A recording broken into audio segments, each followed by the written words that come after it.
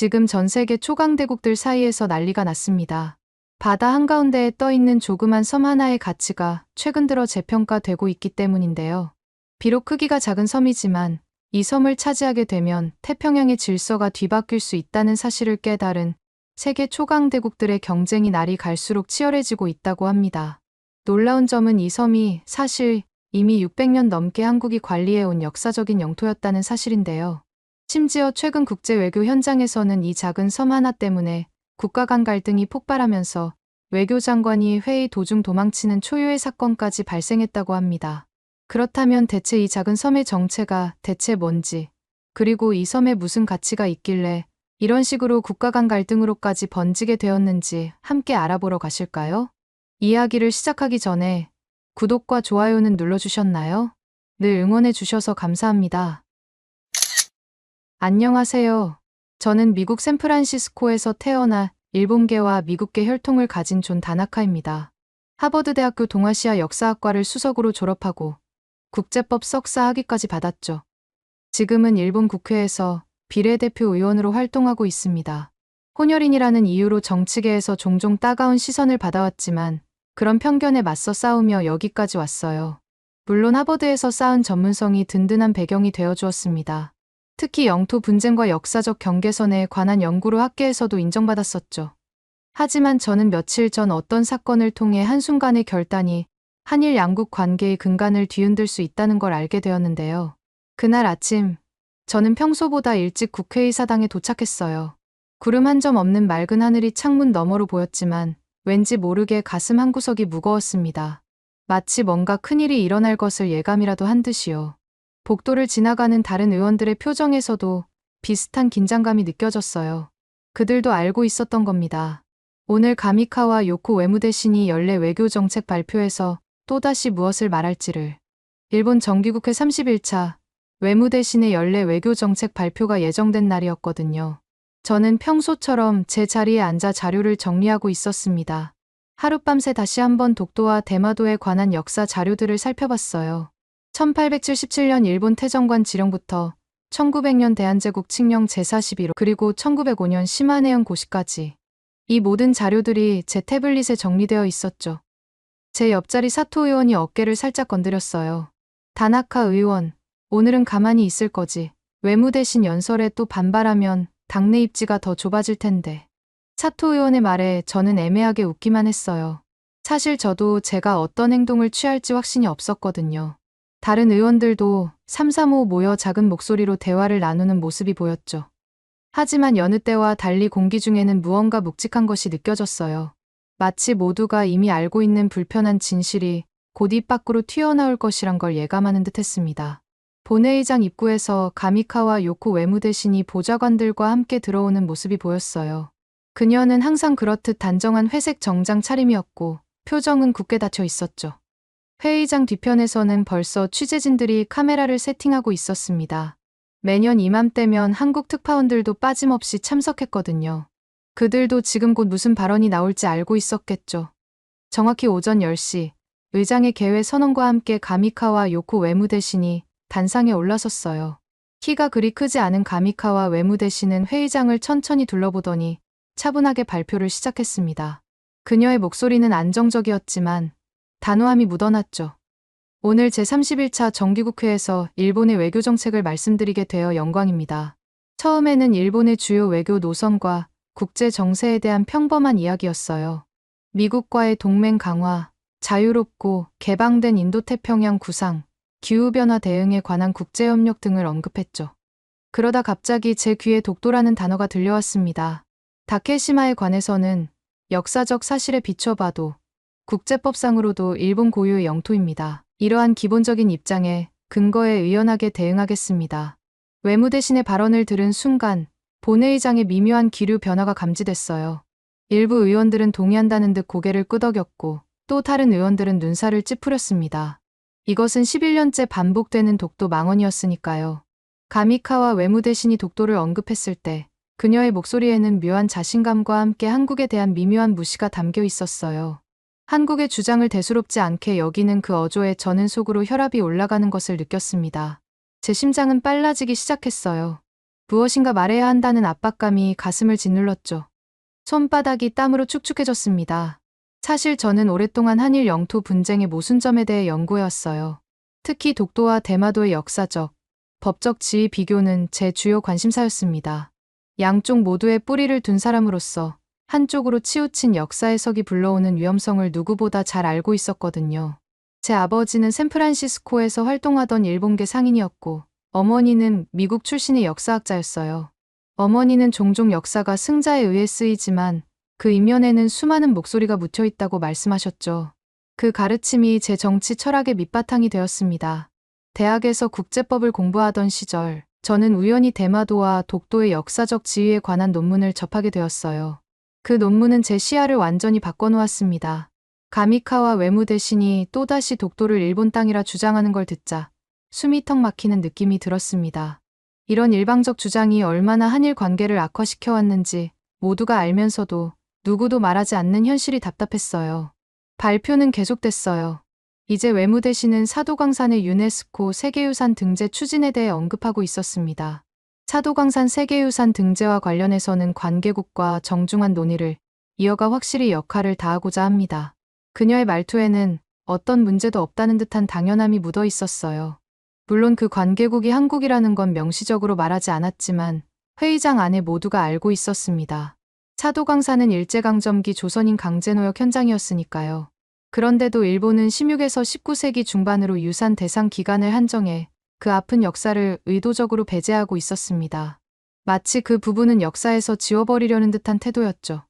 중요한 이웃 나라인 한국과는 다양한 분야에서 연계와 협력의 폭을 넓히고 파트너로서 힘을 합쳐 새로운 시대를 열기 위해 여러 층위에서 긴밀한 의사소통을 거듭하고 있습니다.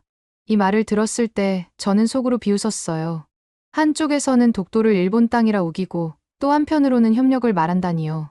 이런 이중성이 한일 관계를 얼마나 훼손해왔는지 그녀는 정말 모르는 걸까요? 아니면 알면서도 모른 척하는 걸까요? 가미카와 외무대신의 연설은 이어져 후쿠시마 오염수 방류에 대한 안전성 확보와 중국의 일방적 현상 변경 시도에 대한 비판까지 다뤘습니다. 그녀는 무척 원론적인 표현들로 일본의 정당성을 강조했어요. 후쿠시마 제1원자력발전소 처리수 해양 방류 안전성 확보를 위해 국제원자력기구와 공조하고 있으며 과학적 근거에 기반한 정보 제공에 힘쓰고 있습니다. 처리수라 오염수를 저렇게 표현하는 것부터가 문제의 본질을 회피하는 것이라고 생각했습니다. 중국에 대해서도 매우 강한 어조로 비판했어요. 중국에 대해서는 해양에서의 일방적 현상 변경 시도, 러시아를 포함한 주변국과 군사활동 등 과제와 현안이 존재합니다. 또한 처리수 방류에 대한 대응 조치인 일본산 수산물 수입 규제를 즉시 철폐하도록 지속해서 요구하고 있습니다. 그러면서도 한국과의 협력에 대해서는 이런 말을 덧붙였죠.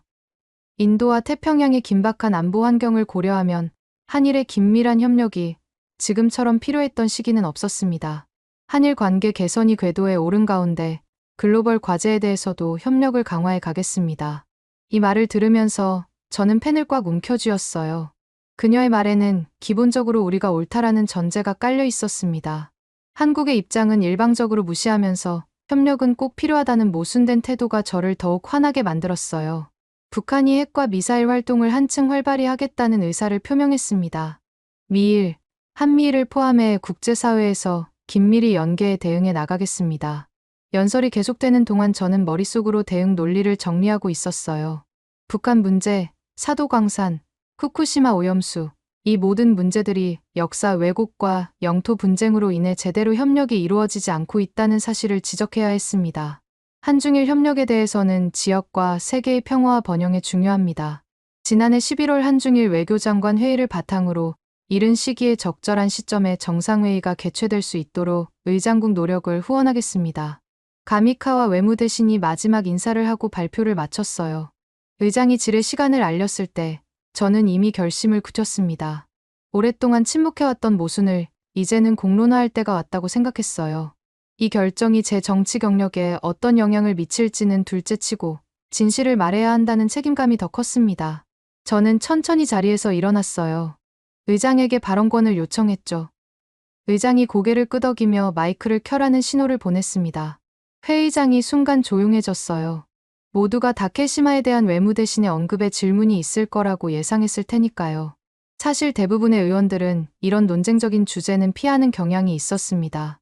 정치적으로 위험하니까요. 제 마음은 이상하게 평온했어요. 마치 오랫동안 준비해온 순간이 마침내 찾아온 듯한 느낌이었습니다. 저는 목을 가다듬고 한마디 한마디에 힘을 실어 말했습니다. 외무 대신께 질의하겠습니다. 독도와 더불어 대마도도 포함해서 말입니다. 그 한마디에 본회의장 분위기가 순식간에 얼어붙었어요. 여당 의원들 중 한 명이 놀란 듯 숨을 들이키는 소리가 들렸고 다른 의원은 의아하다는 듯 옆 사람에게 뭔가 속삭였어요. 야당 쪽에서는 갑자기 관심을 보이며 몸을 앞으로 기울이는 의원들이 보였습니다. 한국 특파원들은 재빨리 펜을 들어 메모하기 시작했고요. 가미카와 외무대신의 표정은 순간 굳어졌다가 곧 무표정으로 돌아왔어요. 그녀의 눈빛에서 경계심이 느껴졌습니다. 아마도 이런 질문은 예상하지 못했을 거예요. 독도에 관한 질문이야 매년 있었지만 대마도를 언급한 의원은 거의 없었으니까요. 외무대신님, 독도를 매년 일본 땅이라 주장하지만 1877년 태정관 지령이나 1900년 대한제국 칙령 제41호는 독도를 이미 조선 영토로 명시했다는 분석이 있습니다. 특히 태정관 지령은 명백히 울릉도, 웨일도는 일본과 관계없다고 명시했는데 이게 독도를 가리킨다는 역사학자들의 견해가 있습니다. 이에 대해 어떻게 생각하십니까? 제가 이런 역사적 증거를 언급하자 의원들 사이에서 웅성거림이 일어났어요. 왜 이런 민감한 얘기를 다나카가 굳이 다시 꺼내나? 하는 의구심 가득한 시선이 느껴졌죠. 특히 여당 강경파 의원들은 불편한 듯 자리에서 몸을 뒤척였습니다. 하지만 저는 단호했어요. 역사적 사실을 직시해야 한다고 믿었으니까요. 가미카와 외무대신은 잠시 자료를 넘겨보더니 마이크 앞으로 다가왔습니다. 그녀의 목소리는 이전보다 한층 더 날카로워졌어요.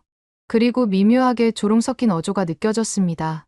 다나카 의원님께서 언급하신 자료들은 이미 충분히 검토된 바 있습니다. 1877년 태정관 지령이 언급한 웨일도는 독도를 가리킨다는 명확한 증거가 없으며 한국 측의 일방적 해석에 불과합니다. 그녀는 잠시 물을 마시고 계속했어요. 1905년 시마네현 고시로 다케시마를 합법적으로 일본 영토에 편입했고 1951년 샌프란시스코 평화조약에도 독도가 한국 땅이라는 조항은 없습니다. 오히려 당시 미국 러스크 국무부 차관보의 서한에서도 다케시마는 일본령으로 명시되어 있었죠. 현재 한국의 독도 점령은 국제법상 명백한 불법 점거입니다. 그녀의 대답은 예상했던 그대로였어요. 일본 외무성이 줄곧 반복해온 논리였으니까요. 독도가 샌프란시스코 조약에서 제외됐으니 일본 땅이라는 이른바 공백은 일본 땅 논리를 또다시 꺼내든 것이죠. 게다가 그녀의 말투에는 한국의 입장을 어린아이의 주장처럼 치부하는 느낌이 묻어 있었어요. 이번에는 제가 조금 더 강하게 나갔습니다. 당시 대한제국은 러일전쟁 와중에 외교권이 마비됐고 울릉도 울도군 관할구역에 이미 독도가 석도라는 이름으로 포함되어 있었습니다. 1905년은 일본이 조선을 강제 병합하기 위한 첫 단계로 을사조약을 강요한 시기이기도 합니다. 명백히 일본이 무주지 선점을 가장에 강탈한 것 아닐까요? 이 질문에 본회의장의 긴장감이 더욱 고조됐어요. 가미카와 외무대신의 눈빛이 날카로워졌고 일부 여당 의원들은 불편한 듯 몸을 뒤척였습니다. 제 바로 뒷자리에 앉아있던 한 의원이 이런 식으로 역사를 왜곡하면 안 되지라고 작게 중얼거리는 소리가 들렸어요. 반면 야당 쪽에서는 관심, 어린 시선으로 저를 바라보는 의원들이 보였죠. 외무대신은 잠시 침묵한 후 더욱 차갑고 단호한 어조로 답변했어요. 다나카 의원님, 역사적 해석은 학계에서 논의할 문제입니다. 그러나 국제법적으로 일본의 다케시마 영유권은 확고합니다. 한국은 1952년 이른바 이승만 라인이라는 불법적 조치로 다케시마를 일방적으로 점거했고 지금까지 그러한 불법 상태가 지속되고 있을 뿐입니다. 그녀가 이승만 라인을 언급할 때 그 어조에는 명백한 경멸이 담겨 있었어요. 한국의 주권 행사를 불법적 조치로 치부하는 태도가 너무도 노골적이었죠. 그리고 영유권을 지키는 것이 외무대신으로서 제 의무입니다. 영토 주권은 양보할 수 없는 국가의 근본 요소입니다. 이때 저는 가장 중요한 질문을 던졌습니다. 이것이 바로 제가 오늘 준비한 폭탄이었죠. 역사문헌을 보면 대마도 즉 스시마가 고려와 조선 시절 한국 땅으로 표기된 지도나 대마도주가 조선에 충성했다는 봉답서 기록도 있습니다. 1592년 임진왜란 발발 직전 도요토미 히데요시가 제작토록 한 조선 팔도 총도에는 울릉도와 독도는 물론 대마도가 경상도 관할로 표시되어 있었고 일본 승려 갱신이 쓴 상가요략가에도 대마도는 고려의 땅이라는 기록이 등장합니다. 또한 300년 뒤 일본이 그린 조선국도라는 지도에서도 대마도를 조선 영토로 표기했다는 사실을 어떻게 설명하시겠습니까? 순간 회의장 전체가 숨을 멈춘 듯했어요. 여당 강경파 의원들 중 한 명이 대마도까지 왜 꺼내는 거야 하고 작게 중얼거리는 소리가 들렸습니다. 다른 의원은 이건 국익에 반하는 발언이다 라고 옆 사람에게 속삭였어요.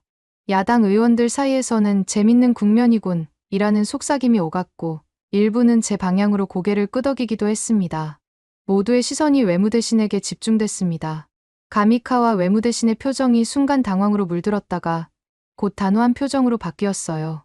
그녀는 자료를 정리하며 천천히 말했습니다.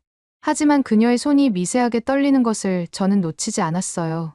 쓰시마는 역사적으로도 에도 시대 이후 일본이 시로 지배해왔고 메이지 유신 이후 법적 편입이 완료됐습니다. 중세 시대 일부 지도나 문헌에 나타난 표기는 당시의 불완전한 지리 인식을 반영한 것에 불과합니다. 그녀는 목소리에 힘을 실어 계속했어요. 쓰시마는 샌프란시스코 조약에서도 명백히 일본령으로 인정받았고 한국 정부도 1965년 국교 정상화 이후 대마도에 대해 어떠한 영유권 주장도 하지 않고 있습니다. 현재 대마도에 대한 어떠한 영유권 분쟁도 존재하지 않습니다. 그녀의 말에 저는 속으로 미소를 지었어요. 바로 이 지점을 짚고 싶었거든요. 독도는 우기면서 대마도는 이렇게 단칼에 너무 편의적이군요. 이런 생각이 머릿속을 스쳐 지나갔습니다. 외무대신님, 독도 얘기에선 무주지 선점이라는 1905년 주장을 하시고 대마도는 기정사실이라며 완전히 일본 것이라고 하십니다. 어째서 샌프란시스코 조약이 이렇게 편의적으로만 해석되는 걸까요? 독도 건은 SF 조약에 빠졌으니 일본 것, 대마도 건은 SF 조약에 포함됐으니 일본 것이라고 양쪽에서 일본에 유리하게만 해석하는 듯합니다. 제 질문에 본회의장 곳곳에서 하는 소리가 들렸어요. 많은 의원들이 이 모순점을 전에는 생각해보지 않았던 듯했습니다. 심지어 여당 의원 중에서도 고개를 갸웃거리는 이들이 있었죠. 야당 쪽에서는 몇몇 의원이 조용히 박수를 치기도 했어요. 외무대신은 목소리에 힘을 주며 대답했습니다. 그녀의 표정이 점점 굳어져 갔어요. 다나카 의원님, 두 사안은 완전히 다른 역사적 맥락을 가지고 있습니다. 대마도는 애초 분쟁 자체가 없었습니다. 역사적으로도 일본의 영토였고 한국 정부도 영유권 주장을 한 적이 없습니다. 1950년대 초 일부 한국 정치인들이 대마도 반환을 언급한 일이 있었으나 곧 공식적으로 철회되었습니다. 그러니 문제될 것이 없습니다. 그녀의 답변은 예상했던 그대로였어요. 일본 정부가 대마도를 굳이 영유권 논쟁으로 만들 필요가 없으니 문제없음으로 계속 대응하는 태도였죠. 하지만 바로 여기에 제 의도가 있었습니다. 실제로 제가 여러 해 동안 연구한 결과 두 섬의 영유권 문제는 놀라울 정도로 비슷한 역사적 맥락을 가지고 있었거든요. 우리 외무대신이 독도 발언을 매년 해서 한국을 자극하면 한국도 대마도 우리 땅이라 재점화할 가능성이 크지 않을까요? 실제로 한국의 역사학자들 중에는 대마도가 역사적으로 한국 영토였다고 주장하는 이들이 적지 않으며 1949년 한국 수산학의 아버지라 불리는 정문기 박사의 대마도의 조선 환속과 동양 평화의 영속성이라는 논문도 있습니다. 이후 1948년과 1951년 사이에 한국이 샌프란시스코 평화조약 초안의 대마도 반환을 60차례나 요청했던 기록도 있고요. 과연 이런 주장이 다시 불거지는 것이 일본 이익에 부합할까요? 제 말이 끝나자 회의장 여기저기서 말도 안 돼 하는 반응이 나왔습니다. 일부 의원들은 충격받은 표정으로 서로를 바라보았어요. 하지만 논리가 불편하지만 무시하기도 어려운 침묵도 감돌았어요. 제 질문은 바로 그 지점을 찌르는 것이었으니까요. 가미카와 외무대신은 명백히 당황한 기색이었지만 곧 침착함을 되찾았습니다. 그녀는 자료를 뒤적이다가 마이크를 다시 가까이 댔어요. 다나카 의원님, 역사적 주장은 학술적 논의의 대상일 뿐입니다. 현실 외교는 국제법적 현실에 기반해야 합니다. 당시 한국의 요청이 받아들여지지 않은 것은 그만한 이유가 있었기 때문이죠. 메가더 장군과 같은 연합군 최고사령부 역시 대마도는 명백히 일본 영토라는 입장이었습니다. 그녀의 말투에서 약간의 불안감이 느껴졌어요. 예상치 못한 방향으로 대화가 전개되자 긴장한 것 같았습니다. 저는 고개를 끄덕이며 잠시 생각에 잠겼습니다. 하버드에서 배운 협상 전략이 떠올랐어요. 역사적 논쟁에서는 쉽게 합의점을 찾기 어렵지만 현실적인 이해관계를 짚으면 상대방의 생각이 바뀔 수도 있죠. 이제 화제를 바꿀 때였습니다. 외무대신님, 역사와 법적 해석은 끝없이 대립할 수 있습니다. 하지만 현실의 경제적 영향은 무시할 수 없지 않을까요? 영토 문제가 실제 사람들의 삶에 미치는 영향을 살펴봅시다. 자료를 꺼내며 계속 말을 이어갔습니다. 대마도는 2010년대 한국인 관광객이 절대다수였는데 9년 불매운동 땐 매출 106억 원대 손실을 보고 상인들이 후회했다는 보도가 있었습니다.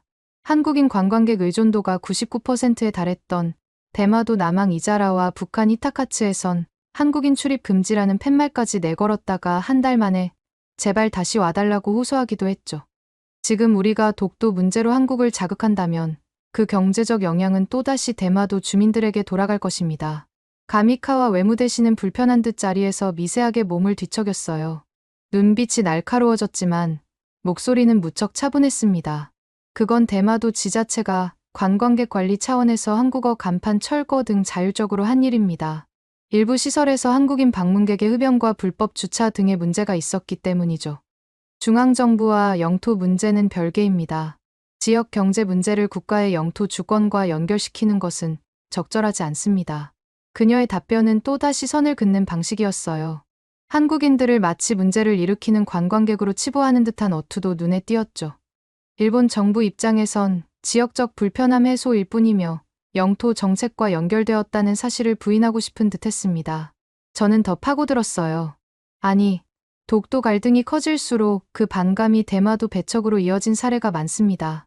동시에 독도 충돌도 한일 민간 교류를 냉각시키니 결국 대마도 상인들 울상이죠. 이게 양국 모두 손실 아닌가요? 외무대신은 단호하게 대답했어요. 하지만 저는 그녀의 목소리에서 미세한 흔들림을 감지했습니다. 영토 주권 앞에서 단순 이익만 계산할 수는 없습니다. 일시적 경제 손실이 있더라도 국가의 영토 보전은 포기할 수 없는 가치입니다. 대마도 지역 주민들의 경제적 어려움에 대해서는 정부가 별도의 지원 방안을 마련하고 있습니다. 제 다음 질문은 더 날카로웠습니다. 이제 지방정부 차원의 갈등으로 화제를 옮길 때였어요. 2005년 시마네현이 다케시마의 날을 제정하자 한국 마산시가 대마도의 날을 만들었고 한때 조례가 가결됐습니다. 마산시의회는 대마도는 대한민국 영토임을 천명한다는 내용의 조례를 통과시켰고 많은 한국인들이 찬성했죠. 이것도 우연의 일치라고 보십니까? 외무대신은 잠시 망설이는 기색을 보였어요. 그녀도 이 사실을 알고 있었지만 별로 언급하고 싶지 않은 민감한 이슈인 듯했습니다. 회의장 분위기도 더욱 긴장감이 감돌았어요. 알고 있습니다. 하지만 한국 중앙정부가 마산시를 말렸고 조례는 흐지부지 되지 않았습니까? 이는 일부 지방정부의 일시적 반발일 뿐 대마도에 대한 공식 영유권 주장과는 무관하다고 봅니다. 한국 외교부도 불필요한 논란을 유발할 가능성이 높다며 자제를 요청한 바 있습니다. 저는 고개를 저었습니다. 그래도 여차하면 한국 지방정부가 또다시 맞불을 놓을 수도 있지 않을까요? 결국 시마네현이 독도 문제로 불필요하게 한국을 자극하니 한국도 대마도를 거론한 것입니다. 우린 한쪽만 책임론을 못 면한다고 봅니다. 회의장에 묘한 침묵이 흘렀어요. 이 말이 맞긴 맞지만 하는 표정의 의원들이 보였습니다. 특히 몇몇 여당 온건파 의원들이 그런 기색이었어요. 한 베테랑 의원이 작게 고개를 끄덕이는 모습도 보였습니다. 이제 저는 국제법 쟁점으로 논의를 옮겼어요. 준비한 자료를 보면서 차분하게 말했습니다. 독도에 대해 일본은 SF 조약에선 한국 영토로 명시되지 않았다고 하지만 한국은 포츠담과 카이로 선언을 들어 일본이 강탈한 영토는 모두 박탈 대상이라 주장합니다. 실제로 1945년 미군이 제작한 제니스 보고서의 한국 지도에는 울릉도, 독도뿐 아니라 대마도까지 한국 땅으로 포함되어 있었고 한국에는 큰 섬들과 수백 개의 작은 섬들이 있는데 울릉도, 대마도, 제주도가 대표적이라고 기록하고 있습니다. 대마도도 마찬가지 역사적 맥락이 있는데 왜 같은 기준으로 판단하지 않는 걸까요? 외무대신의 표정이 더욱 불편해졌어요. 회의장의 분위기도 더욱 긴장됐습니다. 누군가 물을 마시는 소리, 자료를 넘기는 소리만 작게 들렸어요. 연합군 최고사령부가 최종적으로 정한 일본 영토 범위에 대마도가 포함됐고 독도는 언급 안 됐습니다. 조약 초기 단계의 문서나 보고서들은 최종적인 법적 구속력이 없습니다. 그러니 국제법적으로 대마도는 확실한 일본 땅입니다. 저는 잠시 서류를 뒤적이다가 한 장을 꺼냈습니다. 미국 문건 중 제니스 보고서 등엔 대마도도 한국령으로 볼 수 있다는 시각이 있었는데 왜 무시되었는지 궁금합니다. 독도에서 미포함은 일본 땅이라 우기면서 대마도의 한국 요구는 무시하고 일본 땅도 결국 같은 논리 아닌가요? 일본이 샌프란시스코 조약을 자기 유리한 쪽으로만 해석하고 있다는 증거가 아닐까요? 외무대신의 얼굴에 당혹감이 스쳤어요. 그녀의 호흡이 약간 빨라진 것이 보였습니다. 그녀는 곧 자세를 바로 하고 단호하게 대답했습니다. 제니스 보고서는 전시 정보 수집 과정에서 나온 문서일 뿐 국제법적 효력은 없습니다. 당시 연합군 내부에서도 다양한 의견이 있었으나 최종적으로 샌프란시스코 조약이 국제법적 기준이 됩니다. 러스크 서한이 명시했듯이 독도는 일본령으로 인정받았고 대마도는 당연히 일본 영토로 남았습니다. 그녀의 답변은 철저히 형식적이었어요. 자신에게 불리한 역사적 사실들은 모두 효력 없음으로 치부하면서 유리한 부분만 법적 기준이라고 주장하는 모습이 너무도 모순적으로 느껴졌습니다. 저는 이제 정치적 파장으로 화제를 바꿨어요.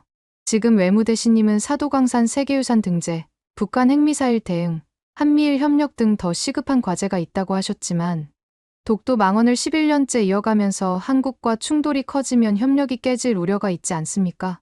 특히 사도광산의 경우 일본이 16에서 19세기 중반으로 유산 대상 기간을 한정해 조선인 강제노동 역사를 의도적으로 배제했다는 비판을 받고 있는데 이런 역사, 왜곡이 한일 협력에 도움이 된다고 보십니까? 이 질문에 의원들 중 일부가 이 말도 사실이라는 표정을 지었어요. 특히 외교 분야의 전문성을 갖춘 의원들이 그랬죠. 한일 협력의 중요성은 모두가 인정하는 부분이었으니까요. 북한의 핵 위협이 고조되는 시점에서 한일 협력은 그 어느 때보다 중요했습니다. 외무대신은 단호하게 답했습니다. 그녀의 눈빛에는 조금의 양보도 없어 보였어요. 영토 주권을 포기할 순 없습니다. 한미일 협력은 별개로 진전 중이고 사도광산은 일본 문화유산이므로 당연히 등재를 추진합니다. 한국이 역사 왜곡 운운하며 반대하는 건 유감스럽습니다. 우리는 사실에 기반의 정당한 영토 주장을 하고 있을 뿐입니다. 가미카와 외무대신의 말투에는 한국을 향한 미묘한 비하가 담겨 있었어요. 마치 역사 왜곡은 한국 쪽의 일이라는 듯한 태도였죠. 그녀는 자국의 행동이 한국에 미치는 영향은 전혀 고려하지 않는 것 같았어요. 이 순간 본회의장의 소음이 커졌어요. 여당 강경파들이 영토 문제엔 타협은 안 된다 하고 외쳤고 야당 의원들은 다나카 말이 현실적이라며 작게 박수를 치기도 했습니다. 의장이 질서 유지 하고 외쳤지만 열기는 쉽게 가라앉지 않았죠. 저는 잠시 물을 마시며 다음 질문을 준비했어요. 이제 주민 정체성 문제로 넘어갈 차례였습니다. 제 주변으로 관심 어린 시선들이 모여들었어요. 특히 언론인들이 더욱 가까이 다가와 메모를 하고 있었죠. 대마도 주민들은 과거 조선통신사 환대 기록이 있고 2010년대만 해도 한국어 간판이 섬 곳곳에 있었습니다. 임진왜란 당시 대마도주가 조선의 충성을 맹세하며 지원을 요청한 사료도 있고 영치유신 당시 대마도주 종이 다른 일본 조정에 쓴 봉탑서에서 옛날부터 조선의 신하로 살아온 잘못된 점을 뉘우치겠다고 적었습니다. 문화적으로 한국과 깊은 유대가 있다는 사실을 인정하시나요? 외무대신은 짜증스러운 듯한 표정으로 대답했습니다. 그녀의 눈썹이 미세하게 찌푸려졌어요. 과거의 역사적 교류와 현재의 영토 주권은 별개의 문제입니다. 쓰시마 섬 사람들은 일본 중앙정부와 연결돼 세금과 행정 서비스를 받고 대마도는 한국 땅이란 주장을 강하게 거부합니다. 교류는 교류, 영토는 영토입니다. 역사적으로 한반도와 교류가 있었다고 해서 영토 귀속이 바뀌는 것은 아닙니다. 외무대신의 대답은 철저히 이분법적이었어요. 역사적 사실과 현재 상황을 완전히 분리해서 생각하는 모습이 비논리적으로 보였습니다. 특히 교류는 교류, 영토는 영토라는 말은 역사적 맥락을 완전히 무시하는 발언으로 느껴졌어요. 저는 미소를 지었어요. 바로 이 점을 기다리고 있었거든요. 하지만 독도도 한국 경비대가 거주하며 민간인 상주도 이뤄지고 있습니다. 1965년부터 독도에 거주한 김성도와 김신열 부부는 독도 지키는 일이 삶이라며 섬을 떠나지 않았고 울릉도 주민들도 독도를 생활권의 일부로 여기며 정기적으로 독도의 어업 활동이나 친환경 청소 활동을 다녀오고 있습니다. 그런데 그건 왜 무시하시죠? 독도 역시 한국인들이 본토와 자연스레 연결된 우리 섬이라 하고 경비대가 상주하고 실효지배 중입니다. 일본이 이것을 불법 점거라고만 부르면 한일 간 해결책이 나오겠습니까? 외무대신은 눈살을 찌푸렸어요. 대마도와 독도를 자꾸 등치시키는 제 전략에 분노하는 듯했습니다. 그녀의 목소리에 냉기가 더해졌어요. 다나카 의원님, 독도는 현재 한국이 불법 점거하고 있는 상태입니다. 1965년 한일 기본조약에서도 이 문제는 해결되지 않았죠. 불법적 상태가 오래 지속된다고 해서 합법화되는 것은 아닙니다. 반면 대마도는 역사적으로나 국제법적으로나 일본 영토로 인정받아 왔습니다. 두 사안은 근본적으로 다릅니다. 외무 대신에 불법이라는 단어를 반복할 때마다 그녀의 목소리에는 한국을 향한 노골적인 무시가 담겨 있었어요. 마치 한국의 실효 지배는 그저 참을 수 없는 불법 행위일 뿐이라는 듯한 태도였죠. 경제적 상호의존 문제로 다시 논의를 돌렸어요.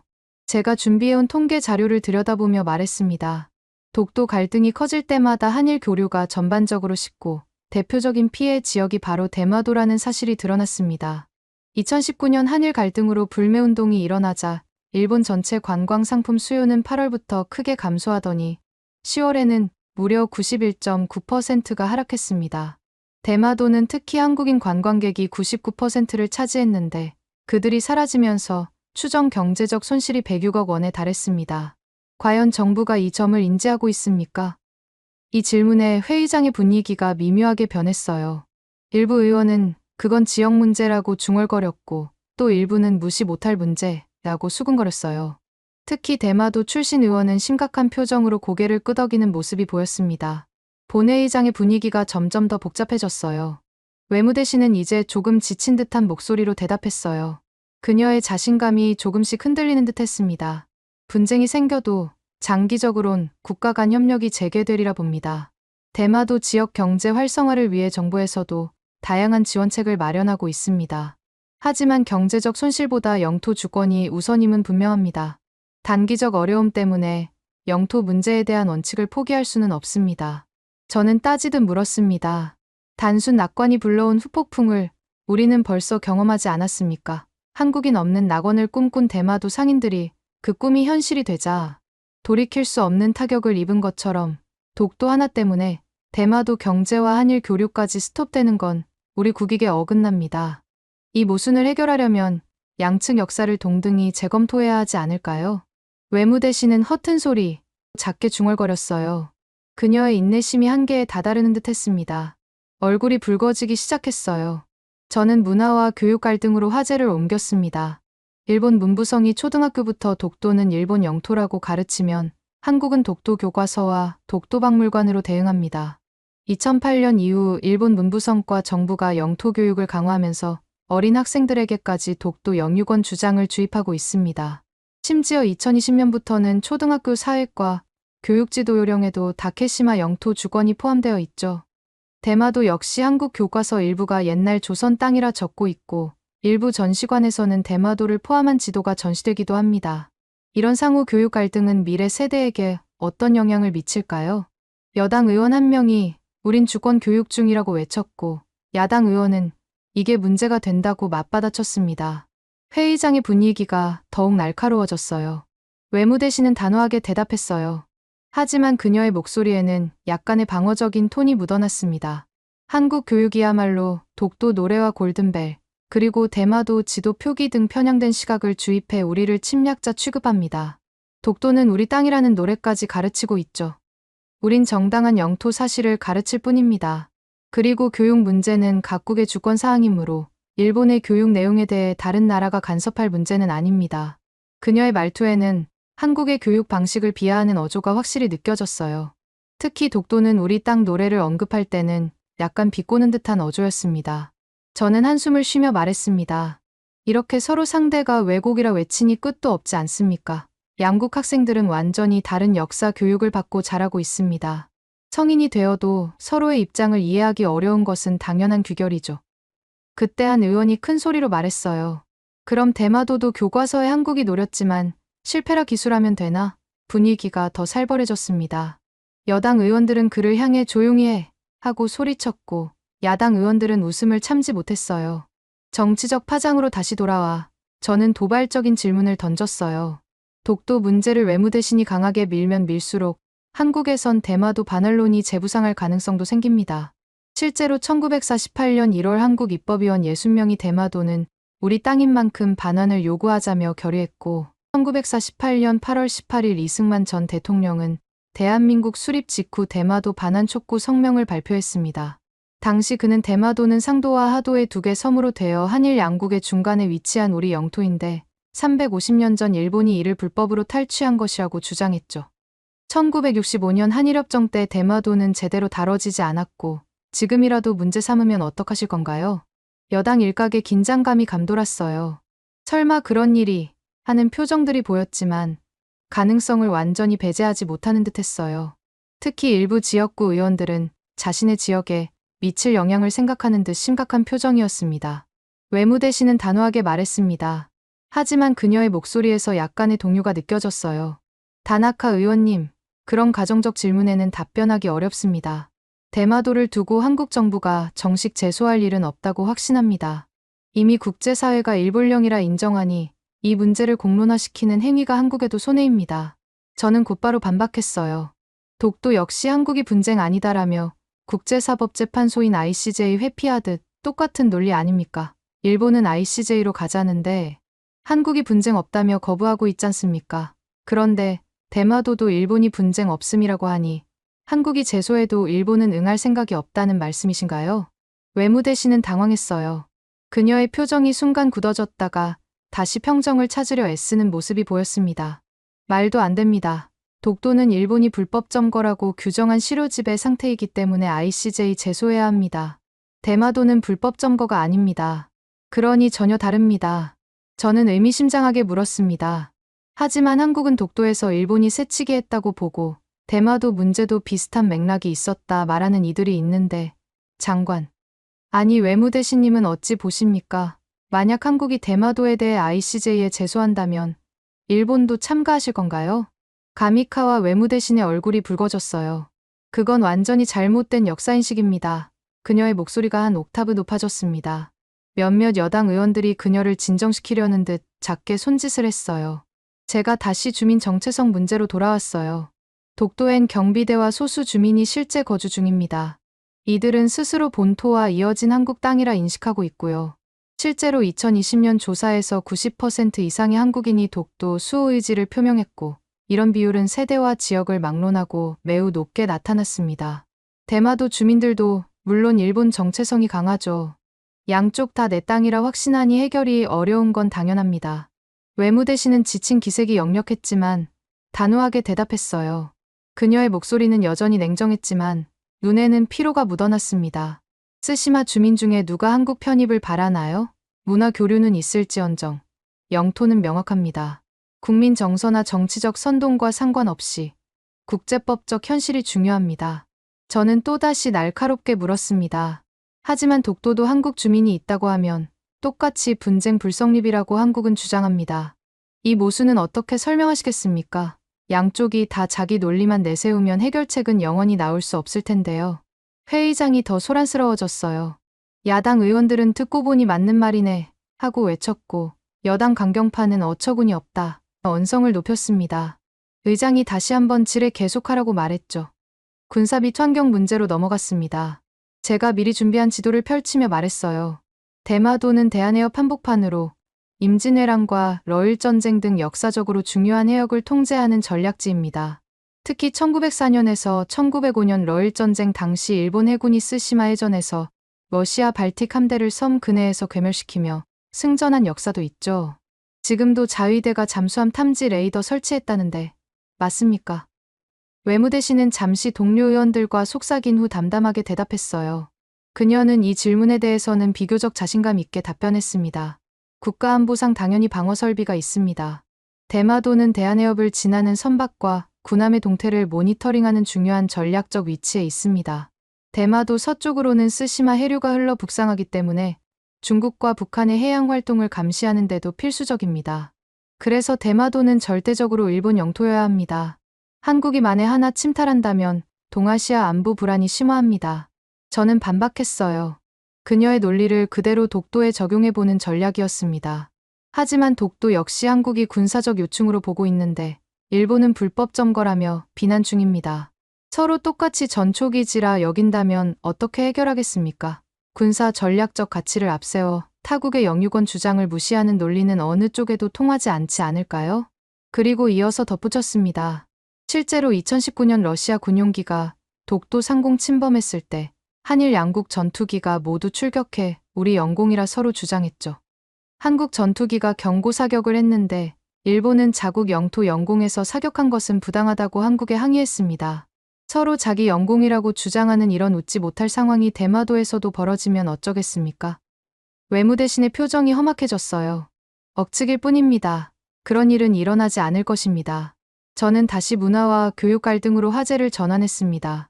2012년 런던 올림픽 축구에서 박종우 선수의 독도 세리머니, 도쿄올림픽 지도의 독도 표기 논란, 그리고 대마도 사찰 불상 도난 사건 등 양국이 사건마다 서로를 반발해 심각한 민족 감정 폭발을 봐왔습니다. 2013년 대마도 사찰에서 도난당한 불상을 한국에서 반환하지 않고 고려 시대 약탈당한 문화재라며 버티는 사건이 벌어졌을 때 대마도 주민들과 일본 국민들은 한국이 영토 야욕을 드러내는 신호 아니냐며 크게 분노했죠. 이런 문화계 충돌이 영토 분쟁과 얽히면 해결은 더욱 요원해집니다.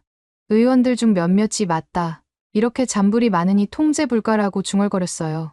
특히 문화 관련 상임위원회 소속 의원들이 동의하는 듯 했습니다. 외무대신은 냉정하게 대답했습니다. 그녀의 자세가 더욱 경직되었어요. 박종우 세리머니는 명백한 정치행위였고 도쿄올림픽 독도 지도 표기도 한국이 과민 반응한 것입니다. 대마도 불상 도난은 한국 법원이 반환을 지연했는데 국제적 비난감 아닌가요? 문화재 반환은 국제적 관례에 따라 이루어져야 하는데도 한국은 이를 정치화하고 있습니다. 저는 의미심장하게 물었어요. 대마도 불상 사건에서 한국 약탈문화재 주장도 일리가 있다는 시각이 있는데 일본이 독도는 자국 거라며 한국의 불법 점거라 말하는 것과 유사한 역학 아닙니까? 서로 자기 입장만 고수한다면 진전은 불가능하지 않을까요? 외무대신의 얼굴이 더욱 붉어졌어요. 그건 완전히 다른 문제입니다. 불상 도난은 명백한 범죄 행위입니다. 영토 주권과 문화재 보호는 전혀 별개의 사안입니다. 이제 저는 상호 비난의 지속 문제를 언급했습니다. 결국 일본은 독도 역사를 한국이 왜곡한다고 하고 한국은 대마도와 사도강산 등 역사를 일본이 숨긴다고 합니다. 이 상호 비난이 언제 끝납니까? 서로를 향한 역사 왜곡 비난은 결국 양국 관계를 계속해서 악화시키는 악순환이라고 생각하지 않으십니까? 여당 일부가 독도는 우리 땅은 정론 하고 외쳤고 야당은 다나카가 현실을 직시 중이라며 저를 지지했어요. 회의장은 이제 완전히 둘로 갈라진 분위기였습니다. 외무대신은 단호하게 대답했습니다. 그녀의 목소리는 차가웠으나 약간의 방어적 기색이 느껴졌어요. 우린 제대로 된 역사 기반으로 독도와 대마도 모두 일본 땅임을 알고 있습니다. 한국이 멋대로 지도를 조작하거나 사도강산 등재 추진의 진정한 의도를 무시하고 공격하는 것이 문제입니다. 국제사회는 일본의 입장을 충분히 이해하고 있다고 생각합니다. 저는 깊이 한숨을 쉬었어요. 이러한 불화가 폭발할 경우 대마도와 독도 상호 연쇄 갈등으로 번지고 한일 국교까지 뒤흔들 위험이 커집니다. 양국 모두 북한 위협이라는 공동의 안보 문제에 직면해 있는 상황에서 이런 분열은 누구에게도 득이 되지 않습니다. 외무대신은 자리에서 발을 굴러 대놓고 불쾌감을 표시했습니다. 그녀의 얼굴이 붉게 상기되었고 입술을 꽉 깨물고 있었어요. 이때 여당 강경파 의원이 소리쳤어요. 다나카 의원은 영토 문제로 국익을 해치고 있다. 대마도는 아무런 분쟁이 없다는데 독도만 풀면 되는 일이다. 일본의 입장을 약화시키는 발언은 자제해야 한다. 야당 쪽에서는 독도와 대마도 모두 이중적 해석 문제를 제기한 다나카 의견이 상당히 타당하다며 묘하게 저를 지지했어요. 한 야당 의원은 일어나서 우리가 정부의 모순된 영토 정책에 침묵해온 것이 한일 관계 악화의 원인이 아닌가 반문하기도 했습니다. 저는 마지막으로 말했습니다. 이 정쟁 양상도 문제죠. 근본은 우리가 독도를 매년 언급하며 한국에 상처내고 그 반작용이 대마도까지 튀는 악순환 아닙니까? 외교는 상호 존중과 역사적 진실에 기반해야 한다고 생각합니다. 그리고 결정적인 질문을 던졌어요. 우리는 독도 불법 점거라고 ICJ 제소하자고 하면서 대마도는 분쟁 없음이라 제소할 여지 자체를 부정합니다. 한국도 독도 분쟁 없음이라면서 ICJ 안 가잖아요. 이게 자기 모순 아닌가요? 만약 한국이 우리의 논리를 그대로 따라 대마도에 대해 ICJ 제소를 요구한다면 우리는 응할 준비가 되어 있는 건가요? 의장마저 발언이 치밀하네라고 무심코 중얼거렸고 외무대신은 정색했어요. 회의장 전체가 긴장된 침묵에 휩싸였습니다. 저는 마지막 질문을 준비했습니다. 회의 시간이 거의 끝나가는 상황이었죠. 의원들이 귀 기울였습니다. 제 심장이 빠르게 뛰었지만 마음은 이상하게 평온했어요. 이제 모든 것을 다 말할 때가 왔다고 느꼈습니다. 외무대신님, 매년 독도 망언을 반복하는 것은 한일 간 감정 대립을 심화하고 언젠가 대마도 논란이 역풍으로 터질 수 있다는 걸 정말 모르십니까? 사도광산 세계유산 문제도 과거사 왜곡이라며 한국이 반발 중이고요. 이런 사안들이 모두 연결되어 한일 협력을 방해하고 있는데 정말 국익에 부합한다고 생각하십니까? 회의장이 조용해졌어요. 모든 시선이 외무대신에게 고정되었습니다. 가미카와 외무대신의 얼굴은 이제 완전히 긴장된 표정이었어요. 그녀는 천천히 자세를 바로하고 마이크 앞으로 몸을 기울였습니다. 나는 일본 외무대신으로서 영토 주권을 지켜야 합니다. 독도는 일본 땅을 말하는 건 당연한 책무입니다. 대마도와 엮는 것 자체가 어불성설입니다. 우리는 역사적, 법적으로 정당한 영토 주장을 하고 있을 뿐입니다. 그녀의 목소리에는 분노가 담겨 있었어요. 저는 깊이 숨을 들이쉰 후 최후의 질문을 던졌습니다. 그렇다면 한국도 똑같이 대마도는 한국 영토라고 매년 외교연설에 넣으면 어쩌시겠습니까? 일본이 지금 독도를 우기는 방식 그대로요. 쓰시마 주민이 어찌 반응할지 생각 안 해보셨나요?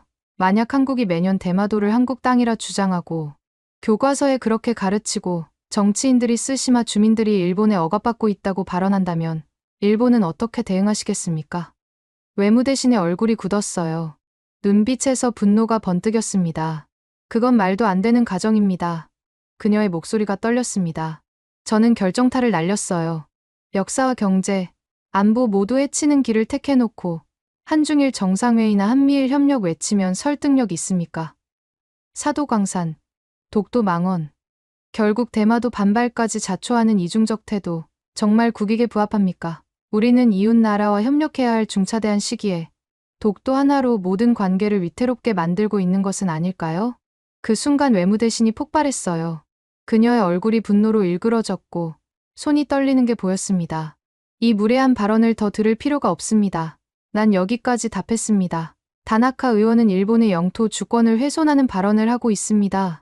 가미카와 요코 외무대신은 자리에서 벌떡 일어나 마이크를 탁 놓고 회의장을 박차고 나갔습니다. 본회의장은 아수라장이 됐어요. 야당 의원들은 도망치나 하고 외쳤고 여당은 다나카가 내무반을 어지럽힌다 하고 항의했습니다. 일부 의원들은 자리에서 일어나 소리치고 또 다른 의원들은 충격받은 표정으로 서로를 바라보았어요. 의장이 외무대신 퇴장으로 회의가 잠시 정회된다 하고 알렸고 기자들이 순식간에 몰려들었어요. 카메라 플래시가 번쩍이고 기자들이 질문을 쏟아냈습니다.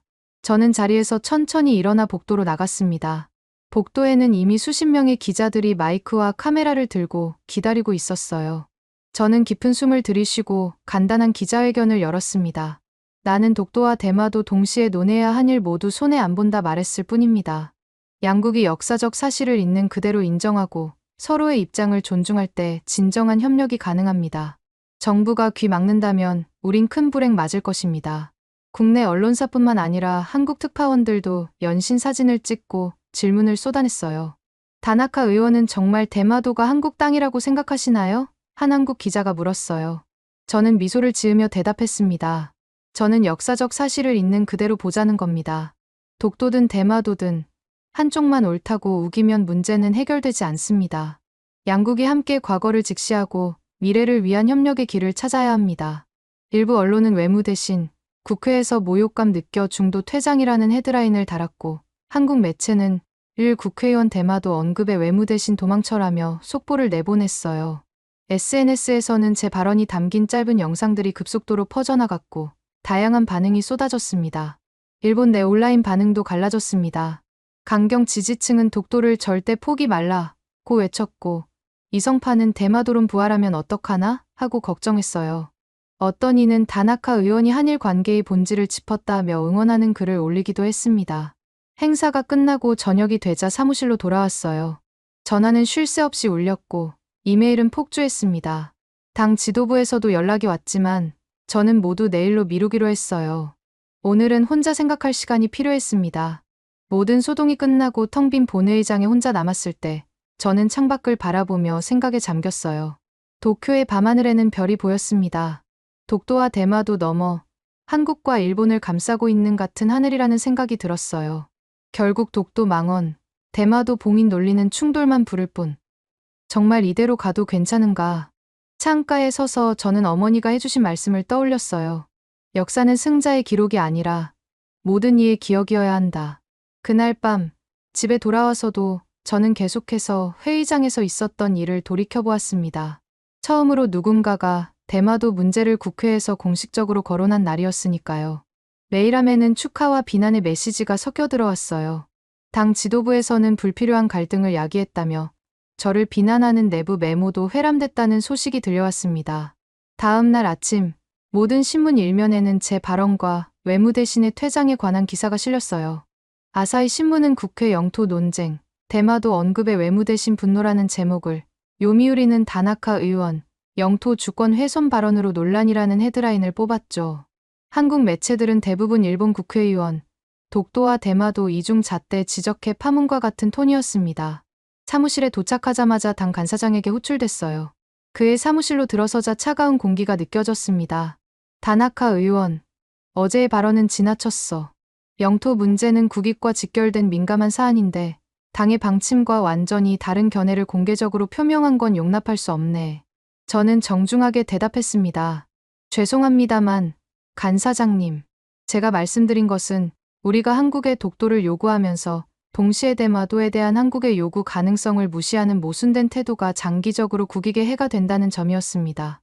간사장은 한숨을 내쉬었어요. 당분간 외교 관련 발언은 자제해주게.